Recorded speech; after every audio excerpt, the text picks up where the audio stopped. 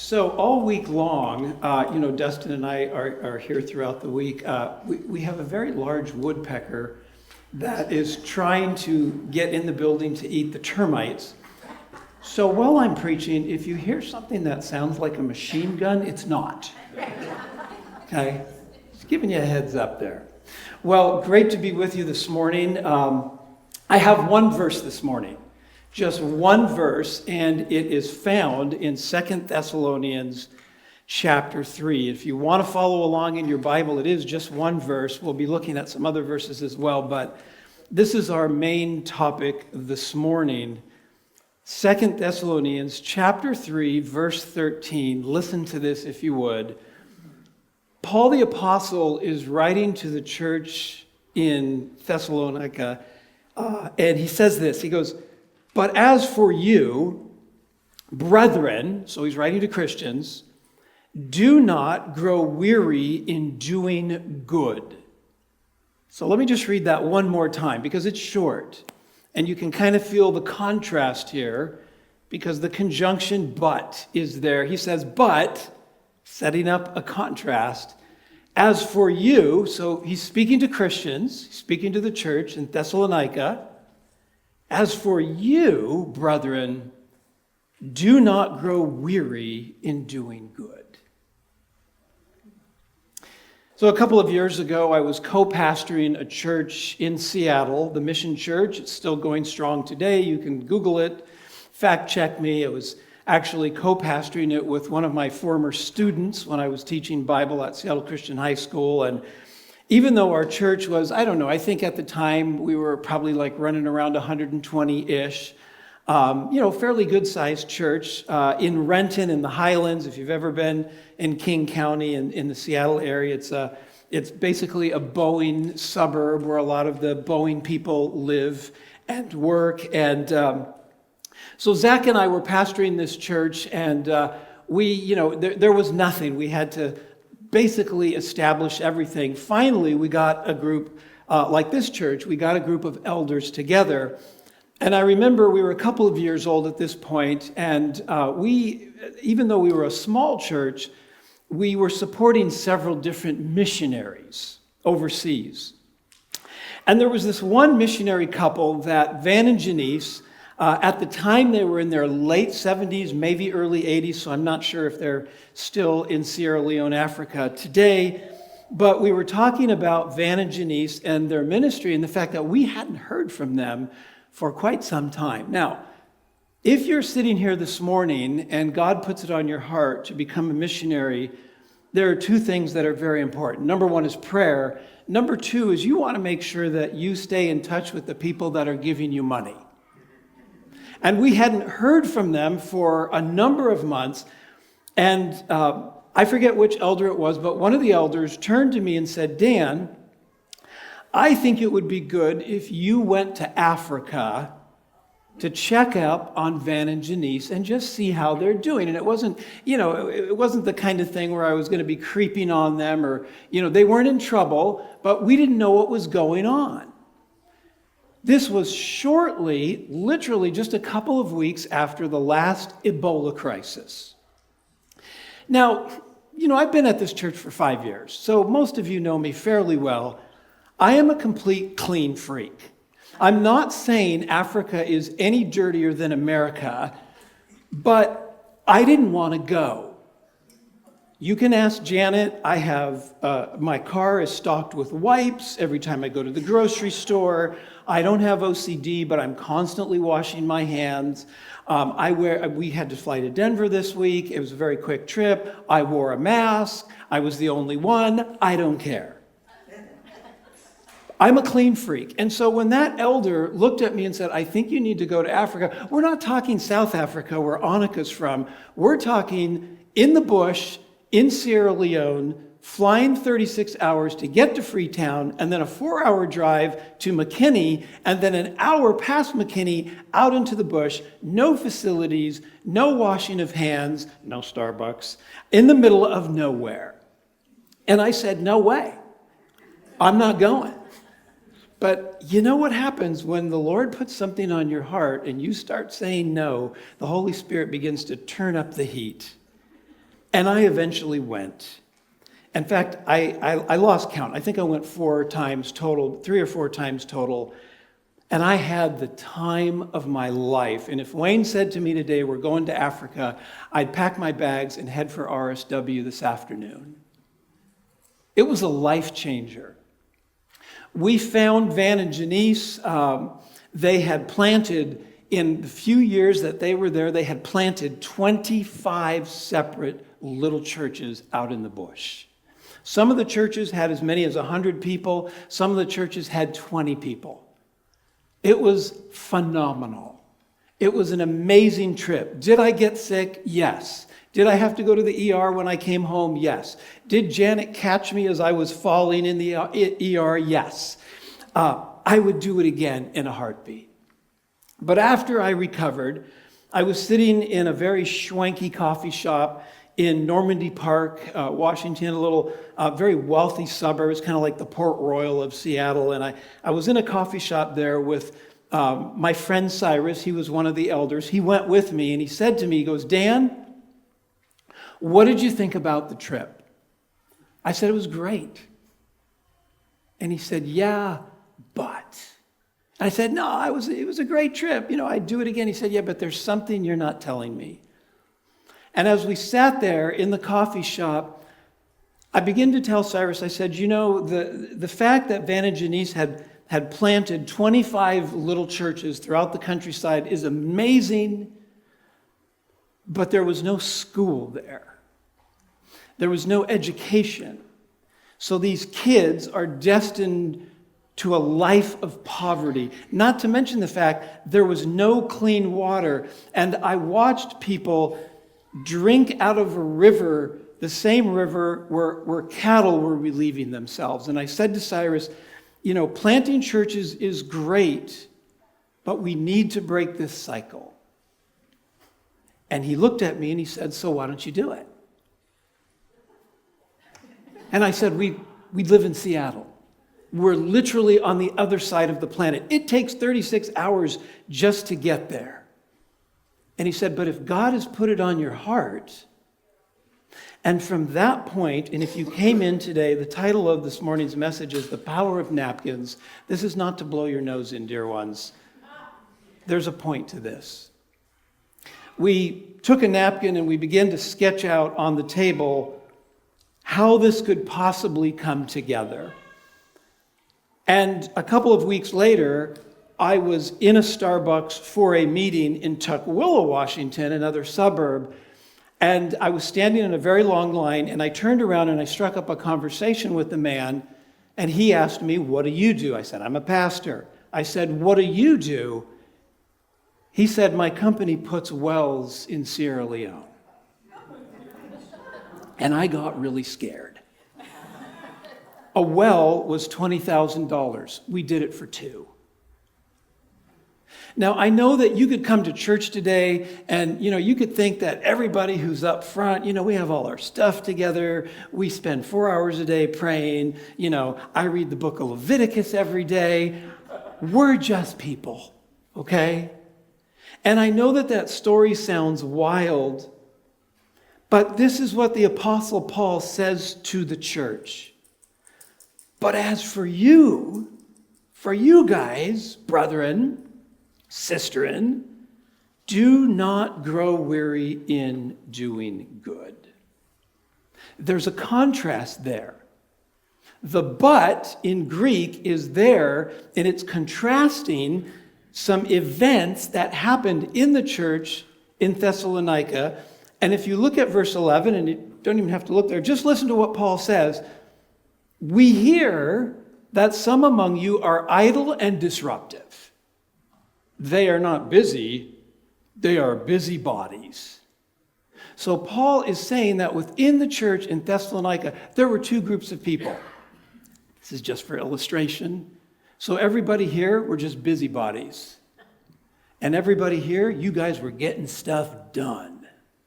And you guys were just messing up the people that were trying to get stuff done. And Paul says, don't be like that. I was thinking this week about weary in doing good. And that's why I chose that video clip. Pastor Kurt loved that clip. I sent it to him. He said, by all means, play that clip. But we're living in a day and time in human history, especially in our country, where we hear things like this. It's not worth my time. What does it matter? Or if I help this person, they'll just go back into their addiction. And we live in a time where we get burned out in doing good things because our society is so messed up and we can become discouraged. And when it comes to doing good, it is very easy. Wouldn't you agree with me? It is so easy to become discouraged. I want to give you this morning just 4 things to talk about. What are the things that dissuade us from doing well, from doing good things? What are these things that get in the way? Let's talk about them, and let's figure out how we can overcome them. Number 1, it's disappointment. Sometimes we don't want to do good because we've done good things in the past, and it's all come to naught, or so we think. Dustin's going to put up a slide. This is me and my wife Janet and my son Andy several years ago when Andy graduated with his master's degree in intercultural studies from Biola University, my alma mater. Listen to this verse as you're looking at this picture. Solomon says, hope deferred makes the heart sick. Listen to that again. Hope deferred makes the heart, it makes your heart sick, your spirit sick. Shortly after Andy graduated from Biola University, he and his wife Christina, he met Christina at university. We all know, guys, that's why you go to college. And she wanted to go into the missions, full-time missions, go on the mission field, and so did he, and they were and are the perfect match. And I'll never forget the day that Andy came to me. We were living in Seattle, and he said to me, Dad, God has put it on our hearts to go to Papua New Guinea. So next slide, if you would, Dustin. And so here's my son. He's the white guy. And they went to Papua New Guinea. Now, I don't know if you know anything about Papua New Guinea, but Papua New Guinea makes Sierra Leone, the Sierra Leone jungle look like an NCH sterile needle. I mean, every imaginable disease on the planet is in Papua New Guinea. If you want to kill yourself, go to Papua New Guinea. And Andy and his new wife, they had just been married a little while. They left everything. I'll never forget the day we dropped them off at SeaTac Airport and said goodbye. We had no idea how it might take us 3 years to be able to see them. And they went to Papua New Guinea and they ministered way out in the bush. Some of the people that they met had never seen a white person before, didn't know what a cell phone was, never taken a ride on an airplane, never had a cup of coffee. Andy got very sick in Papua New Guinea. In fact, he's still sick today, and it was many years ago. They had to come home during COVID. They couldn't find a flight out to Australia. They finally found, I think it was like a World Health Organization flight, and they came back to Christina's hometown in Houston, and Andy got a little bit better, and he said, Dad, we're going back out onto the mission field because that's where God has me. And next slide there, this is their first son, Ethan, my little grandbaby here with the fuzzy hair, and they became missionaries in rural Mexico and had a fantastic ministry. But after a year, Andy's illness from Papua New Guinea grew worse and worse. Finally today, last picture, Dustin, they ended up in the sprawling metropolis of Houston, Texas, where they are inner city missionaries, and then they do some mission work and some top secret stuff that I can't talk about because I don't know about it. A couple of months ago, I was sitting in Andy's car, and he said, Dad, you want to come to the doctor's appointment with me? I said, sure, son. And we drove to the doctor's appointment, and we got there early, and we're sitting in the car. And God just put it on my heart to ask him this question: do you ever get discouraged that the thing that God called you to originally didn't happen. This is my son. I'm the dad. I'm supposed to have all the answers, right? I'm supposed to be the shining beacon to him. He says, Dad, I get up every day and I do what God puts before me. Hope deferred makes the heart sick. That's just the first part of that verse. The rest of that verse says that when that thing you hoped for comes to fruition, your life is like the tree of life. Every person here has had disappointment. Which one of us hasn't had disappointment in our life or setback? Can I tell you something? This is not just a biblical concept. This is just life. Most of you being successful in life is just showing up. Show up. In season, out season. Go to work when you don't feel like going to work. Make your bed. The worst thing you can do as a Christian is sit around and feel sorry for yourself. I know, I've done it. Pity party, table for one, please. Number 2 is lack of planning. In this chapter, Paul says this, lack of planning. Listen to what he says in chapter 3. For you, remember, they're Christians. For you yourselves know how you ought to follow us. For we were not disorderly. So Paul is saying, my ministry team, we're talking to you guys in Thessalonica, he says, we were not disorderly among you, nor did we eat anyone's bread free of charge, but we worked with labor and toil night and day that we might not be a burden to any of you, not because we do not have authority. In other words, Paul's saying, we could have taken a salary, I could have got a paycheck from you guys, but I decided not to make ourselves an example of how you should follow us, rather. For even when we were with you, we commanded you this. If anyone, boy, do we need to hear this today. If anyone will not work, neither shall he eat. Yeah, that's in the Bible. It doesn't mean we don't help people who can't help themselves. But Paul says, we came to Thessalonica and we planted this church. And by the way, Paul was only there for a couple of weeks. And he got run out of town. In fact, he had to escape at night because people wanted to kill him. Talking about disappointment. I mean, I've pastored some rough churches, but I've never been run out of town. Planning. If you want to do good, you got to have a plan. Hope is not a plan. If you feel like God has put something on your heart, you need to get your napkin out and you need to start sketching. Take a Sharpie. Don't do it on, the quartz countertop at your condo.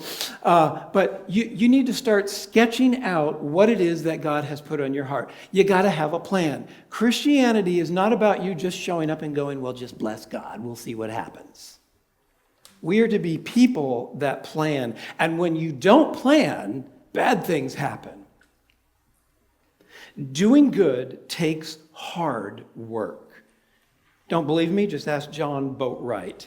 Ask Falconer. They show up here every single day. I'm pretty sure when we're all asleep, they're actually the ones building the building next door. Number 3, and this is my favorite. What are the things that get in the way of us doing good? Lack of vision.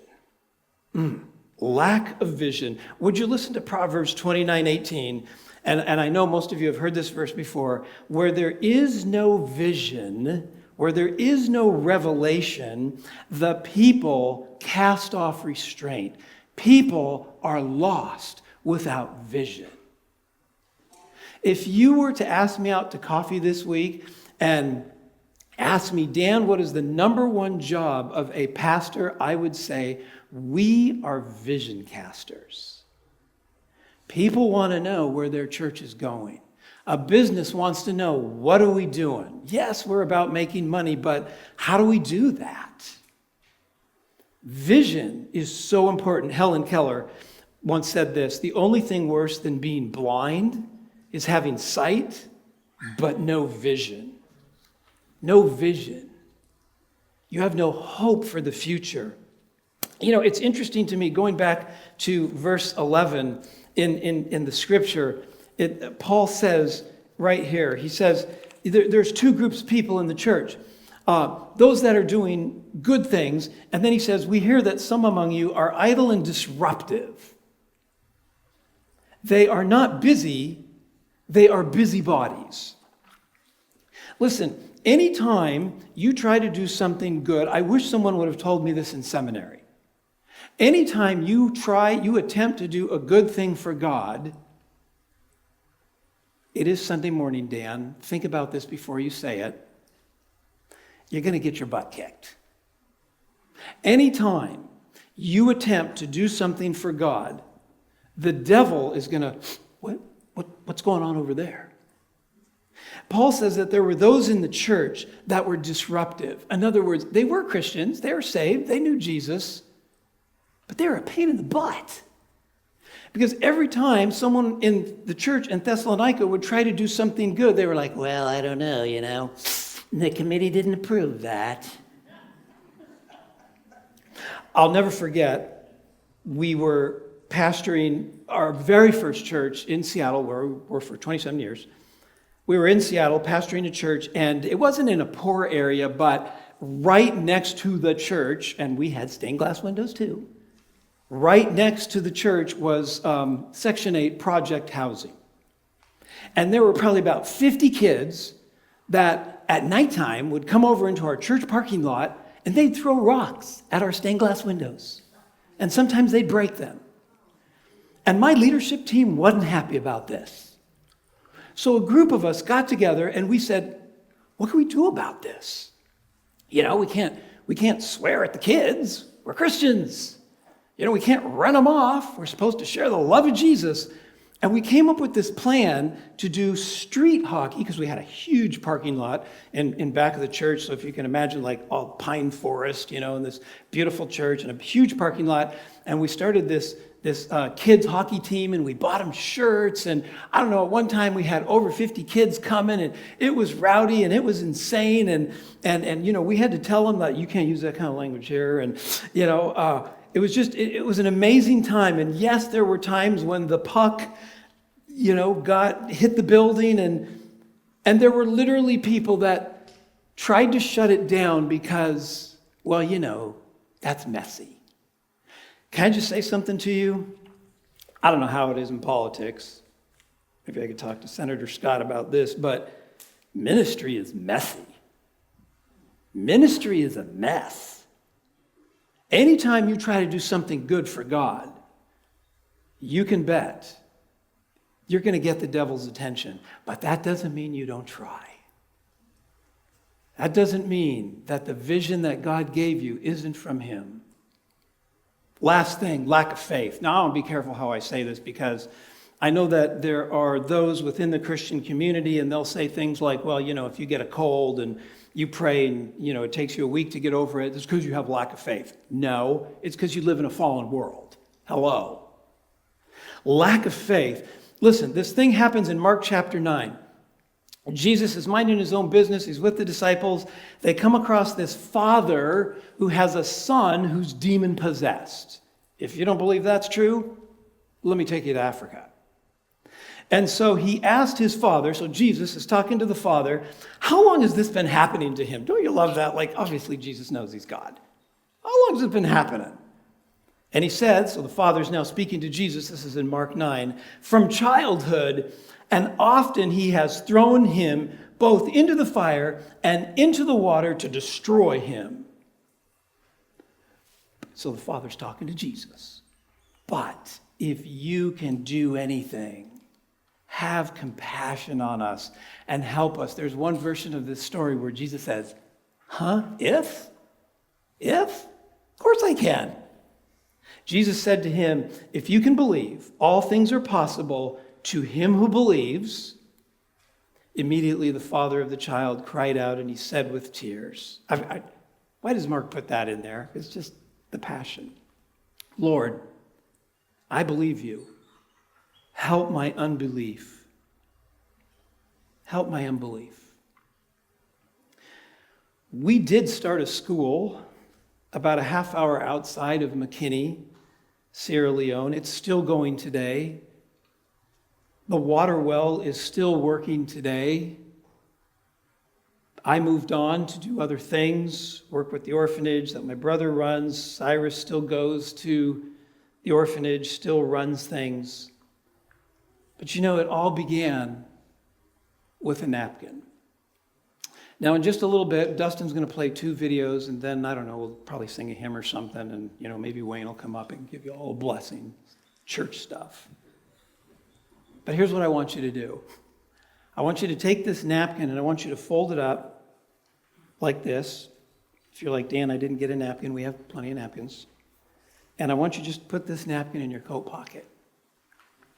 And sometime this week, get alone with God, take a Sharpie, and begin to sketch out on that napkin the vision that God has given you. Your vision is going to look different than my vision. There is nothing too big for God. If God has put something on your heart, don't say, well, we don't have the money to do it. That doesn't matter. God has all the money. He can sell some of the cattle on the 1,000 hills. Paul says this, but as for you, NCC, do not grow weary in doing good. Let's watch a couple of videos here. So here we are walking down the trail to the school, and they're in the process of building the addition so that we don't have to turn kids away.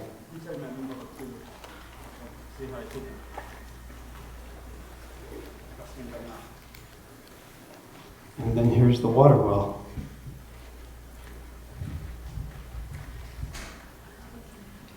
See there? That is the water well.